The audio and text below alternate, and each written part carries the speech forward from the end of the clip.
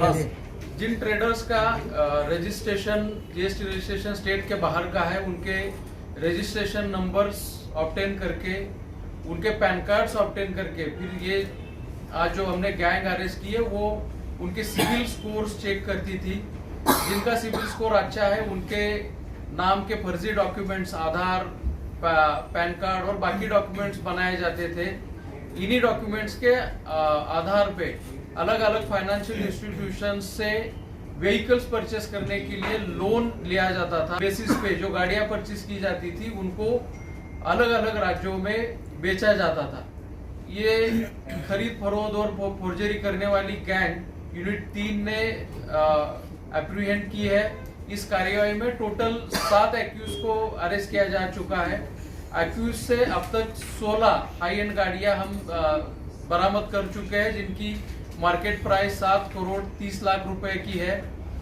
और इसी में दो लैपटॉप्स, प्रिंटर्स और फर्जी डॉक्यूमेंट्स बनाने के लिए जो इंस्ट्रूमेंट्स लगते हैं वो भी हमने बरामद किए हैं।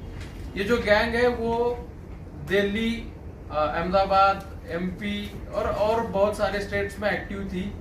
इस गैंग की मॉडल जैसे मैंने अभी बताया कि फर्जी कागजात का यूज करके लोन लेके उसके बेसिस पे ये गाड़ियां खरीदते थे, और ये इनके ही एजेंट्स बाहरी राज्यों में अलग अलग अच्छी सोसाइटीज में, अच्छे शहरों के अच्छे एरियाज में खुद के व्हीकल सेलिंग एजेंट करके दुकान भी निकालते थे। और इन्होंने जो गाड़ियां कर्जे पे ली थी वही गाड़ियां वहां पे बेचने का धंधा ये लोग करते थे। साथ ही साथ यही गैंग व्हीकल थेफ्ट में भी एक्टिव है, ऐसा इन्वेस्टिगेशन में सामने आ चुका है।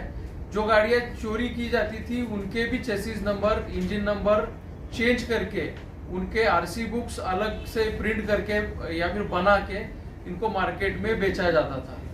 तो हमने जो आज जो गाड़ियां जब्त की है उनमें एक BMW, 8 फॉर्च्यूनर और बाकी हाई एंड व्हीकल्स भी इसमें इंक्लूडेड है। सर, इनके बारे में पता कैसे चला? क्या किसने शिकायत की? आप लोगों की इन्फॉर्मेशन पे ये पार्क साइड पुलिस स्टेशन में एक 2023 की केस है जिसमें महिंद्रा एंड महिंद्रा फाइनेंस से कर्जा लेके 16 लाख रुपए की महिंद्रा थार परचेस की गई थी। उसी केस के पैरेलल इन्वेस्टिगेशन में हमारे यूनिट 3 को पता चला कि इसमें एक ऑर्गेनाइज्ड क्राइम सिंडिकेट एक्टिव है।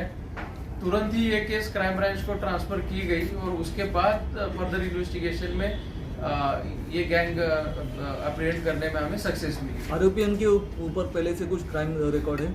इसमें 4 एक्यूज जो है जिनके ऊपर जिनका प्रीवियस रिकॉर्ड है, जिनमें से एक एक्यूज है जो उसका गैंग में यही काम था कि वो उसके नाम से ही कर्जे का एप्लीकेशन किया जाता था। उसका नाम, उसका फोटो, उसके ही नाम के डॉक्यूमेंट्स यूज किए जाते थे, वही फाइनेंशियल इंस्टीट्यूशंस को अप्रोच करता था। दूसरा एक्यूज जो है वो फर्जी डॉक्यूमेंट्स बनाने में माहिर है। पोस्ट, आधार कार्ड, पैन कार्ड और बाकी और सारे बहुत से डॉक्यूमेंट्स वो बहुत ही इजीली बना सकता है। थर्ड जो बाकी 2-3 एक्यूज जो है वो एजेंट्स करके काम करते हैं, जो एमपी, दिल्ली और बाकी और राज्यों में एक्टिव थे, वो जो ये गाड़ियां बेचने का काम करते थे। और एक एक्यूज है जो पूरी गैंग के पैसे इन्वेस्ट करना और फिर से अलग अलग बैंकों को अप्रोच होने का काम उसको दिया जाता था। आपने कहा कि कुछ बैंक है जिन्होंने लोन दिया, इसमें आईसीसी बैंक है, इंडियन बैंक है, उनके भी क्या एम्प्लॉय इन्वॉल्व थे? क्या उनको लूप में रखा जाता था? ऐसा कुछ है? अभी एम्प्लॉयज की इन्वॉल्वमेंट या फिर बाकी और किसी की इन्वॉल्वमेंट है कि नहीं, इसके बारे में इन्वेस्टिगेशन किया जाता है। ये किस राज्य के थे और इनका नाम क्या क्या है? नाम हम आपको दे देंगे। एक्यूज जो है basically 3 accused Mumbai and outskirt area से अरेस्ट किए हैं। 2 एक्यूज अहमदाबाद से, 1 एक्यूज एमपी से और बाकी दिल्ली से अरेस्ट किए गए।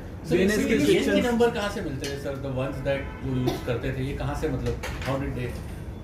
जीएसटी ओपन सोर्स से या फिर कहीं से परचेस करके, या फिर इनके जो एजेंट्स थे बाहर अलग अलग राज्यों में, वो भी देते थे, बिजनेस देख के उनको ये नंबर भेजे जाते थे। सर, ये लोन अपने नाम पे लेते थे या व्यापारियों के नाम पे लेते थे? आप कह रहे हैं उन व्यापारियों के नाम पे लोन लिए जाते थे। जैसे इस केस में प्रदीप शर्मा नाम के व्यक्ति का नाम यूज किया गया है। वो व्यापारी है, गुजरात से एक्टिव है।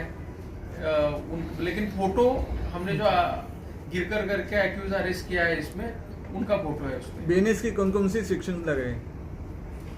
सेक्शन जो चीटिंग फोर्जरी के हैं, क्रिमिनल ब्रीच ऑफ ट्रस्ट के हैं, वही सेक्शन हमने अप्लाई किया। सर आपने कहा कि एक आरोपी डॉक्यूमेंट बनाने में मास्टर है, आधार कार्ड, पैन कार्ड, तो जांच में या फिर अभी तक कुछ ऐसा है, कुछ बांग्लादेशियों का भी बनाया उसने ऐसा डॉक्यूमेंट? वो एंगल तो हटा लिया, ये सामने आ रहा है। लेकिन अभी 16 हमने सीज की है, बाकी एक 7 से 8 गाड़ियों के बारे में इन्वेस्टिगेशन चल रही है, तो तकरीबन ये संख्या 30-35 तक जाएगी। सर पीसी कब तक है?